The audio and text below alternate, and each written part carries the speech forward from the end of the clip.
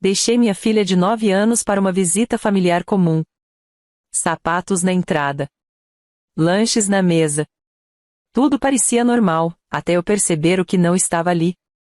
Meu peito travou, as mãos gelaram. Não foi descuido. Foi calculado. E eles cruzaram um limite irreversível. Bora começar mais uma encantadora de história. O barulho do plástico do saco de pão se misturava ao riso exagerado vindo da sala. Era uma casa conhecida demais para me enganar fácil. Mesmo assim, tudo parecia normal. Sapatos alinhados perto da porta. Um par de tênis infantis jogado de qualquer jeito, como sempre. Cheiro de café requentado. Um prato com biscoitos amanteigados sobre a mesa, estrategicamente aberto para parecer acolhimento. Normal demais. Fiquei ali parada por 2 segundos a mais do que o necessário. Meu corpo já sabia antes da minha cabeça. Existe um tipo específico de silêncio que não é ausência de som, é ausência de algo vivo. Algo que deveria estar ali. Meu peito travou. Natália. Minha mãe disse alto demais, vindo da cozinha. Chegou cedo. Eu tinha 34 anos naquele dia. Estava cansada, emocionalmente esgotada, mas esperançosa. Trabalhava como coordenadora administrativa em uma empresa de logística, rotina rígida, horários apertados, planilhas intermináveis. Meu descanso era meu filho. Meu centro era meu filho. Deixá-lo ali por algumas horas tinha sido uma concessão calculada da minha parte, não por eles, mas por mim. Eu precisava acreditar, nem que fosse por um dia, que minha família respeitava limites. Respirei fundo e tirei a bolsa do ombro.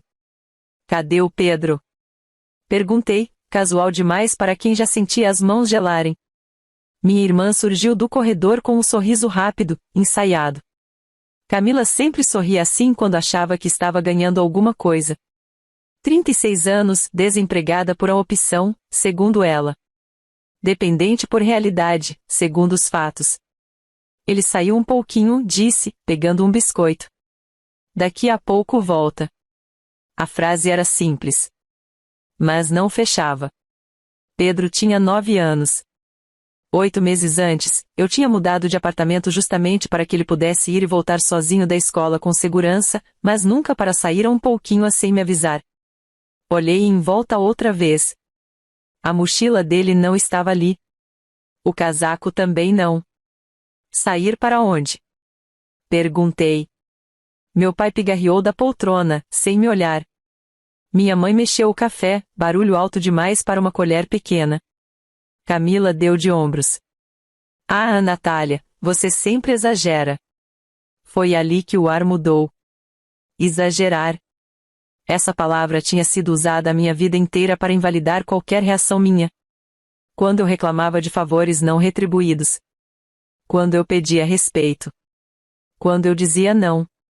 Eu perguntei para onde e repeti, agora olhando direto para minha mãe. Ela suspirou, teatral. Ele está com a tia Lúcia. Meu estômago afundou. Tia Lúcia não morava perto. Tia Lúcia não avisava.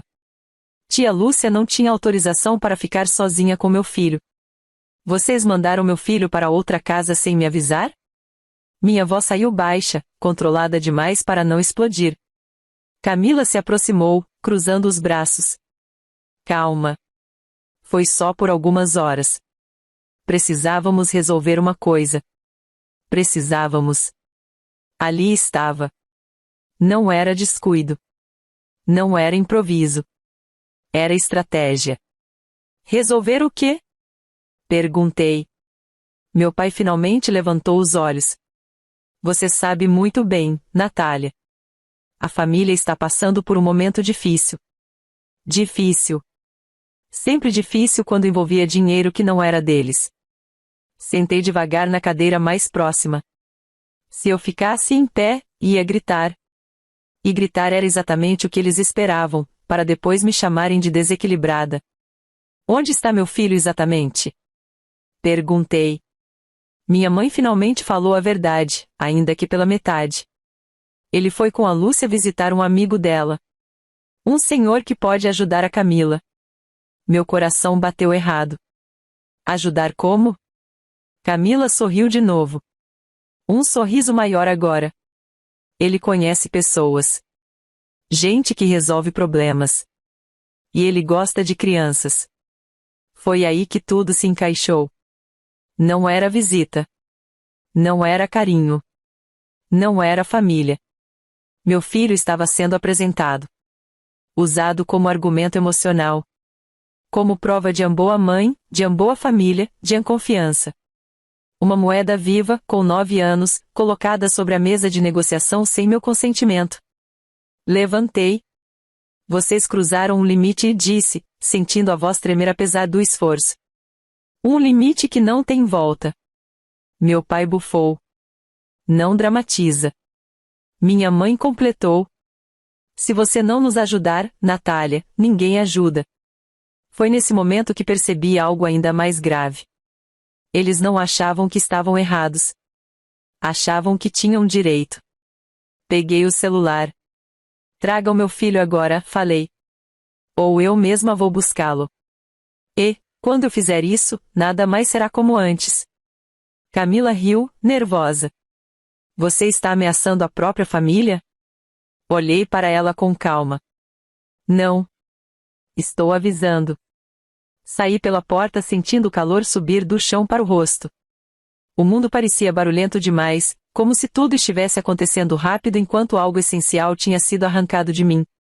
No carro, liguei para a tia Lúcia. Chamou 3 vezes. Na quarta, atendeu. Onde está o Pedro?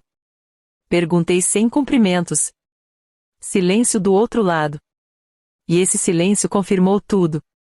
Eles não tinham apenas usado meu filho. Tinham apostado que eu não teria coragem de reagir. Mal sabiam eles que aquela decisão, tomada em silêncio, entre biscoitos e café frio, seria o início da própria queda. E eu faria questão de não pular nenhuma etapa. O volante estava escorregadio de tanto suor quando desliguei o telefone. A tia Lúcia não negou. Também não confirmou. Calma, Natália, ela disse, com aquela voz mansa que sempre vinha antes de alguma justificativa torta. Ele está bem. Você sempre vê problema onde não tem. Problema. Era curioso como a palavra bem nunca vinha acompanhada de localização, horário ou explicação concreta.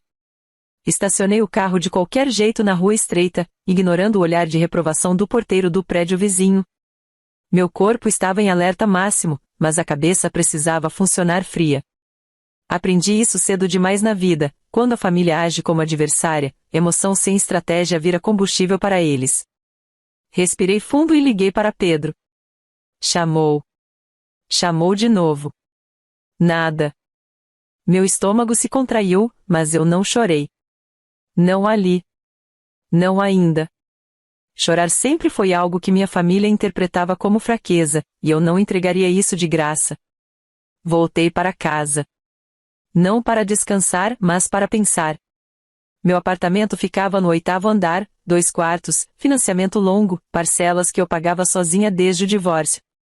Não era grande, mas era meu. Cada móvel ali tinha sido escolhido com cuidado, não por estética, mas por estabilidade. Pedro precisava de previsibilidade. Eu também. Joguei a bolsa no sofá e fiquei parada no meio da sala, olhando para o nada. Foi ali que algo ficou claro, com uma lucidez quase cruel. Se eu resolvesse aquilo apenas como mãe desesperada, eu perderia. Se resolvesse como alguém que conhece padrões, eu venceria. Minha família sempre funcionou da mesma forma. Eles criavam uma situação limite. Me empurravam para reagir. Depois diziam que eu exagerava, que eu era ingrata, que eu rompia a família. Dessa vez, eu faria diferente. Sentei à mesa, abri o notebook e comecei pelo óbvio, controle. Primeiro, liguei para o meu advogado. Eduardo. 42 anos, direto, sem rodeios. Eu o conheci havia 5 anos, desde que precisei formalizar a guarda após o divórcio. Eduardo disse assim que ele atendeu, minha família levou meu filho para outra casa sem autorização. Silêncio do outro lado. Um silêncio profissional, atento. Você sabe onde ele está agora? Sei quem levou. Não sei o endereço exato. Então a primeira coisa é simples, ele respondeu.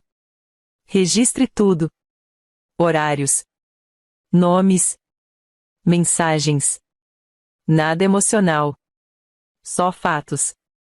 Sorri de canto. Era isso. Desliguei e comecei a escrever. Hora em que deixei Pedro. Hora em que percebi a ausência. Quem falou o quê? Quem confirmou? Quem tentou minimizar? Enquanto digitava, meu celular vibrou. Mensagem da Camila. Você está fazendo tempestade em copo d'água. Ele está ajudando. Ajudando quem? E ajudando como? Não respondi. Em vez disso, liguei para a escola de Pedro. Confirmei horários. Avisei que ninguém, além de mim, poderia buscá-lo. Pedi que registrassem. A secretária hesitou, mas obedeceu quando ouviu o tom firme. Depois, liguei para o trabalho. Avisei que precisaria sair mais cedo. Não dei detalhes. Meu chefe, Mauro, já me conhecia o suficiente para não fazer perguntas inúteis. Sabia que, quando eu pedia espaço, algo sério estava acontecendo. À noite, Pedro finalmente ligou. Mãe? A voz dele saiu pequena. Meu coração partiu em silêncio, mas minha voz saiu firme. Onde você está? Na casa de um amigo da tia Lúcia. Ele tem um cachorro grande. Pausa. Mãe, eu posso voltar amanhã? Ali estava o dano invisível. A criança já achando que precisava pedir permissão para querer ir para casa. Você volta hoje, respondi. Eu estou indo te buscar. Mas a vovó disse que... Pedro, interrompi com cuidado, escuta a mamãe. Você não fez nada errado. Ele respirou aliviado do outro lado. E isso me deu ainda mais certeza de que eles tinham cruzado algo grave. Peguei o carro novamente. No caminho, minha mãe ligou. Onde você pensa que vai essa hora? Buscar meu filho. Você está sendo irracional, ela respondeu. Ele está bem cuidado. Não por você, retruquei. Silêncio. Natália, se você fizer isso, vai criar um problema enorme. Sorri. Eles sempre confundiam problema com consequência. O problema já foi criado, disse calmamente. Eu só estou lidando com ele. A casa do tal amigo ficava em um bairro afastado, daqueles onde tudo parece provisório demais para crianças. Quando parei o carro, vi Pedro sentado no sofá, descoberto demais, atento demais, como quem tenta não incomodar. A tia Lúcia veio sorrindo. Viu? Está tudo bem. Não discuti. Não gritei. Apenas peguei a mochila do meu filho, agradeci friamente e fui embora. No carro, Pedro perguntou. Mãe, eu fiz algo errado. Parei no sinal vermelho. Olhei para ele. Não. Mas algumas pessoas esquecem que criança não é favor, nem argumento. Ele não entendeu totalmente. Ainda bem. Quando chegamos em casa, preparei um lanche simples. Ele comeu em silêncio, exausto. Coloquei-o para dormir cedo, com a promessa de que nada parecido voltaria a acontecer. Só depois disso, sozinha na cozinha, permiti-me rir um riso curto, incrédulo. Eles acharam mesmo que poderiam me pressionar usando meu filho. Acharam que eu cederia para manter a paz. Mas paz construída sobre medo nunca foi paz. Era apenas adiamento de conflito. E eu tinha decidido algo naquela noite. Não reagiria com escândalo. Reagiria com estrutura. Enquanto minha família dormia tranquila, acreditando que tudo tinha se resolvido, eu finalizei um plano simples, porém definitivo. Eles tinham usado meu filho como moeda. Agora aprenderiam que toda moeda tem lastro. E o deles estava prestes a ruir. O silêncio da madrugada tinha outro peso quando Pedro finalmente dormiu. Não era descanso. Era vigilância. Fiquei sentada no sofá, luz apagada, apenas o brilho da tela do celular iluminando a sala. O apartamento parecia maior à noite, mais vazio, mais exposto, como se cada parede soubesse que algo estava mudando. Não era raiva o que eu sentia. Era lucidez. Raiva cansa. lucidez constrói. Peguei o caderno que eu usava para organizar contas, metas e rotinas. Ele sempre foi meu lugar de ordem quando o mundo ficava caótico. Na capa, uma frase simples: organizar é sobreviver. Naquela noite, virou estratégia. Escrevi no topo da página: limites. Primeiro, acesso ao Pedro. Segundo, dependências financeiras. Terceiro, controle emocional. Quarto, narrativa. Minha família sempre controlou histórias. Quem parecia vítima?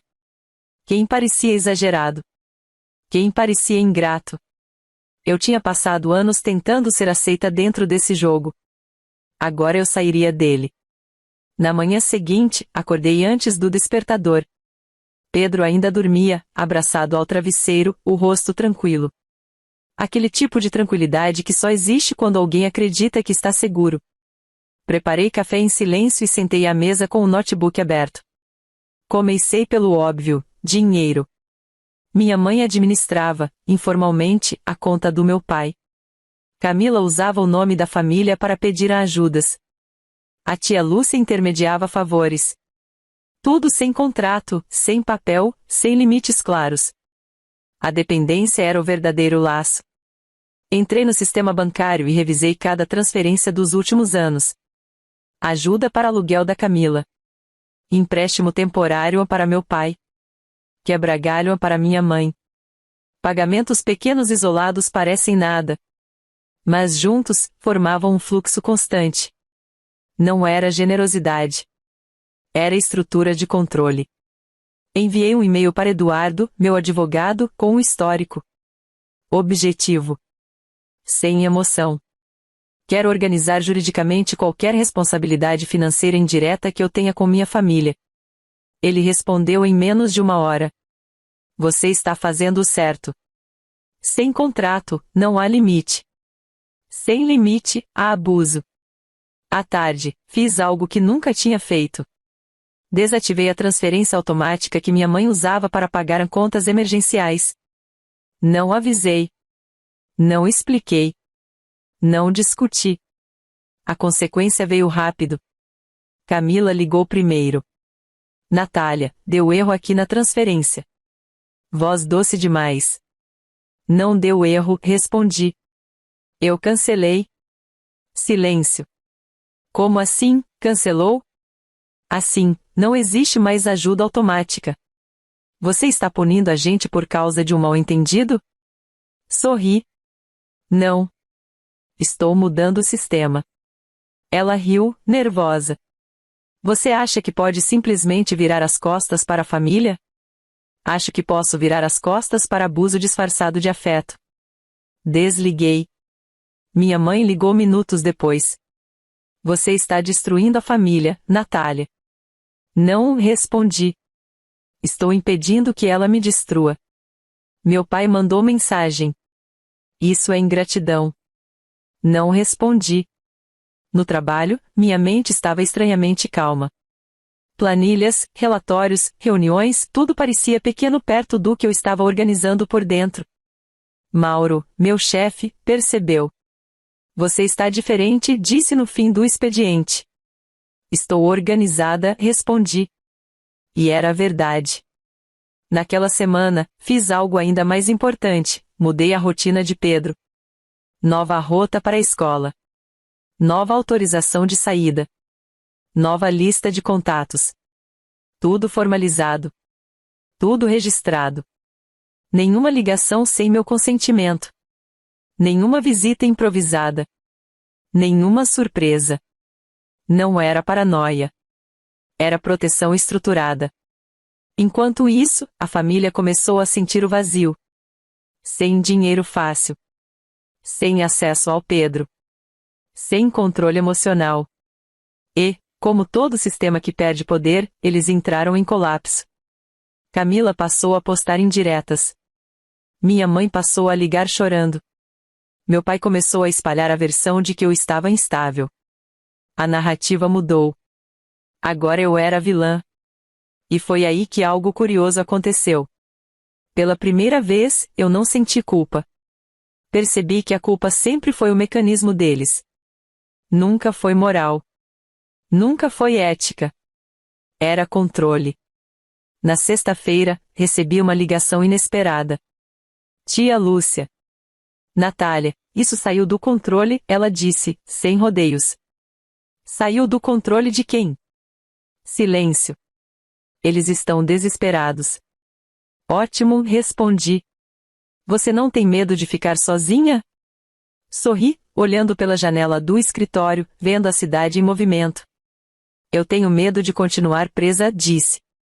E isso é pior. Desliguei. Naquela noite, sentei no chão do quarto de Pedro enquanto ele montava um quebra-cabeça. Mãe, a vovó não gosta mais de você?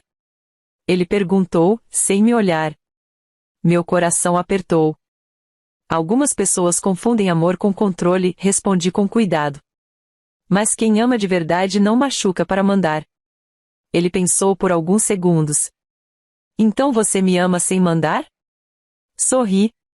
Exatamente assim. Foi ali que entendi algo definitivo. Minha vitória não seria sobre minha família. Seria sobre o ciclo. Mas eles ainda não sabiam disso. E continuavam cometendo o erro mais comum de quem perde poder. Subestimar quem ficou em silêncio. Enquanto eles tentavam recuperar controle com drama, eu construía estrutura. Enquanto eles gritavam, eu organizava. Enquanto eles me atacavam socialmente, eu formalizava tudo. O jogo tinha mudado. Só faltava eles perceberem. E quando percebessem, já seria tarde demais. A primeira coisa que aprendi sobre minha família é que, quando perdem o controle em privado, tentam recuperá-lo em público. A segunda é que eles sempre acreditam que o constrangimento coletivo funciona melhor do que qualquer conversa honesta. Naquela semana, eu estava saindo do trabalho quando vi a notificação no celular. Um convite. Não era um pedido. Era um anúncio disfarçado de gentileza. Almoço de família no domingo. Precisamos conversar. Precisamos. Nunca significava diálogo. Significava encenação. Mostrei a mensagem ao Eduardo na manhã seguinte, durante uma reunião rápida no escritório dele. O ambiente era limpo, neutro, organizado demais para alguém que tinha acabado de lidar com tanto caos. Eles vão tentar te pressionar, disse ele, folheando alguns documentos. Em grupo. Eu sei, respondi. Vai? Pensei por alguns segundos. Não por medo, mas por cálculo. Vou, disse. Mas não para discutir. Eduardo levantou a sobrancelha. Para observar. Para registrar. No domingo, cheguei ao restaurante 10 minutos antes do horário combinado. Escolhi uma mesa lateral, de onde dava para ver todo mundo sem ser o centro da atenção.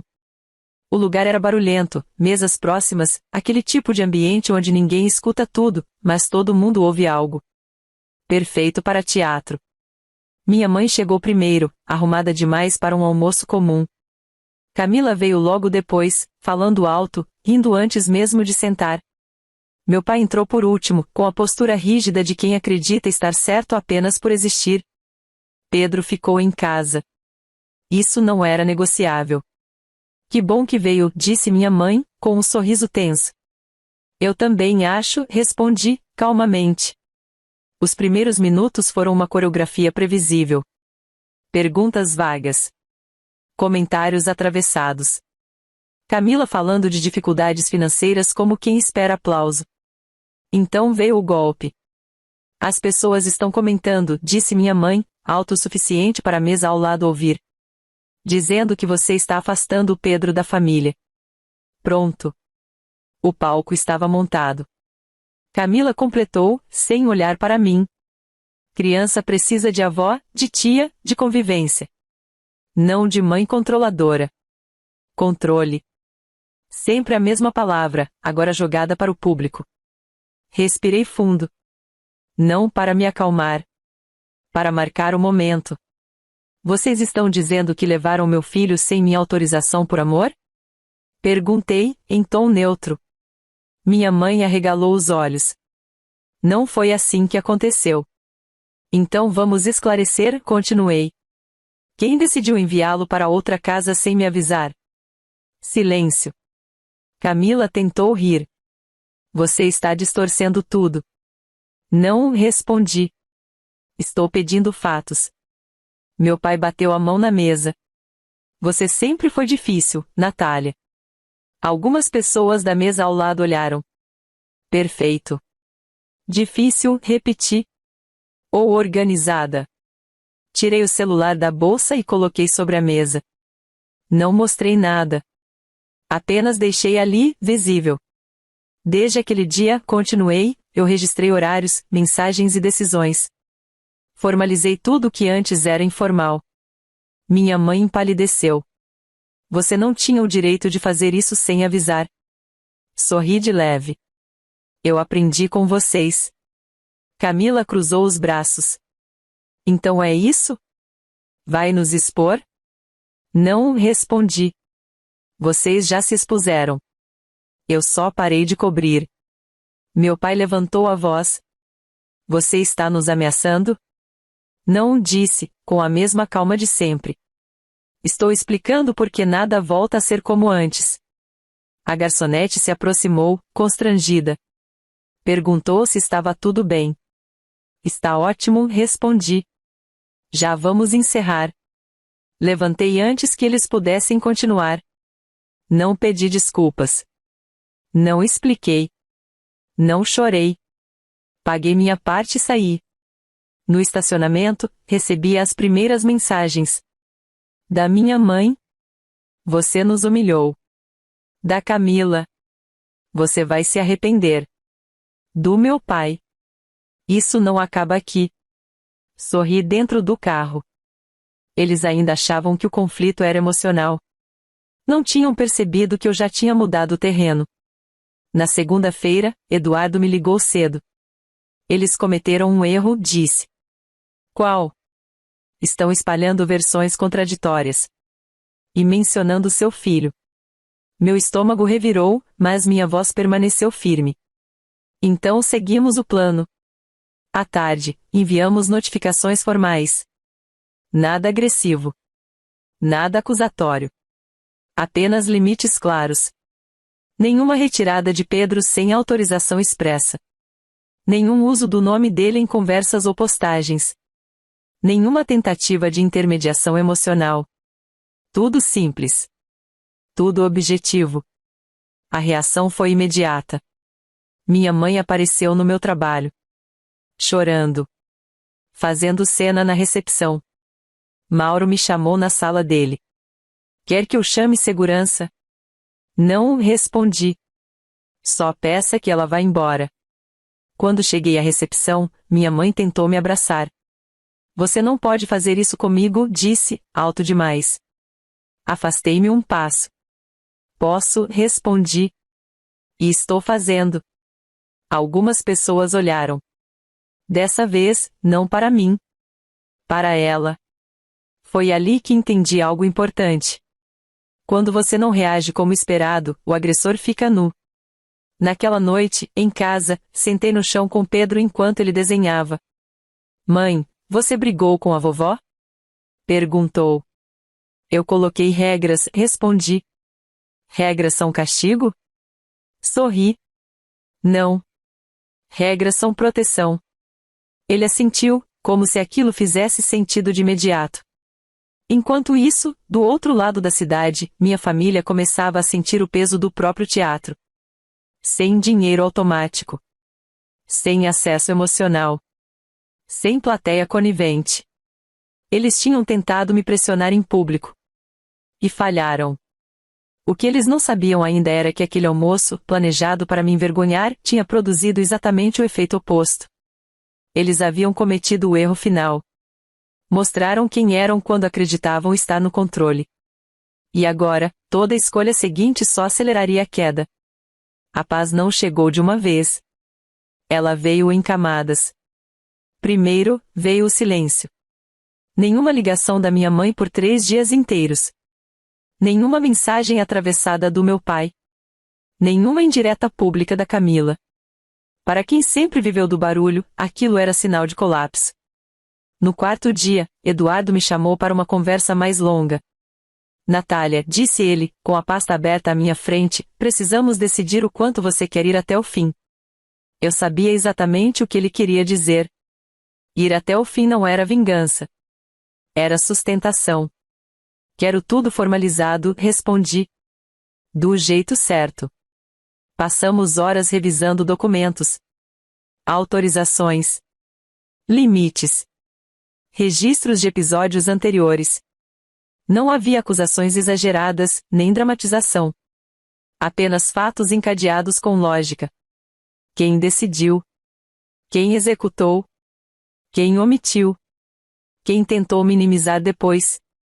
Tudo que minha família sempre chamou de confusão emocional agora estava organizado em linhas claras. Quando assinei o último documento, senti algo inesperado, alívio. Não era alegria. Era solidez. Naquela semana, minha mãe tentou uma última cartada. Apareceu na porta do meu apartamento sem avisar. Cabelo desalinhado.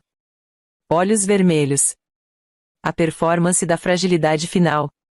Você ganhou, disse ela, assim que abri a porta. Está satisfeita agora? Observei aquela cena como quem assiste a um filme já visto. Eu não estava jogando, respondi. Estava me protegendo. Você destruiu sua própria família. Respirei fundo. Não corrigi. Eu parei de sustentar o que me destruía. Ela tentou entrar. Coloquei o braço na frente. Não hoje. Você vai se arrepender, disse, com a voz quebrada. Sorri com tristeza, não com ironia. Eu me arrependeria se voltasse atrás. Fechei a porta com cuidado. Sem bater. Sem drama. Naquela noite, Pedro se sentou ao meu lado no sofá enquanto eu dobrava roupas. Mãe, disse ele, a vovó não vem mais? Olhei para ele com atenção total. Não era uma conversa para respostas fáceis. Algumas pessoas só conseguem estar perto quando tudo acontece do jeito delas, expliquei. E isso não é justo com ninguém. Nem com você. Ele pensou por alguns segundos. Então nossa casa continua sendo segura? Engoli em seco. Continua. Porque agora eu sei exatamente como mantê-la assim. Foi ali que percebi. A redenção não era sobre vencer minha família. Era sobre garantir que meu filho nunca precisasse sobreviver ao mesmo jogo. Os meses seguintes foram silenciosos, mas produtivos. No trabalho, fui promovida. Não porque eu pedi, mas porque minha postura tinha mudado. Eu estava mais firme, mais clara, mais presente. Mauro me chamou na sala dele certa manhã. Você cresceu, disse ele. E não foi pouco. Sorri. Eu parei de carregar pesos que não eram meus. Financeiramente, tudo se ajustou. Sem transferências ocultas. Sem emergências alheias. Pela primeira vez, consegui planejar sem medo de interrupções emocionais disfarçadas de obrigação. Camila tentou contato algumas vezes. Primeiro com ironia. Depois com raiva. Por fim, com silêncio. Sem apoio automático, precisou enfrentar escolhas que sempre empurrou para os outros. Meu pai nunca pediu desculpas. Minha mãe nunca admitiu erro. E isso deixou de importar. A verdadeira consequência não foi punição. Foi ausência de palco. Certo domingo, levei Pedro a uma praça perto de casa. Sentamos no chão, comendo lanche simples, observando pessoas passarem. Nada grandioso. Nada performático. Mãe, ele disse, sorrindo, gosto quando ninguém grita. Ri baixinho. Eu também. Naquele momento, entendi algo que levou anos para amadurecer dentro de mim.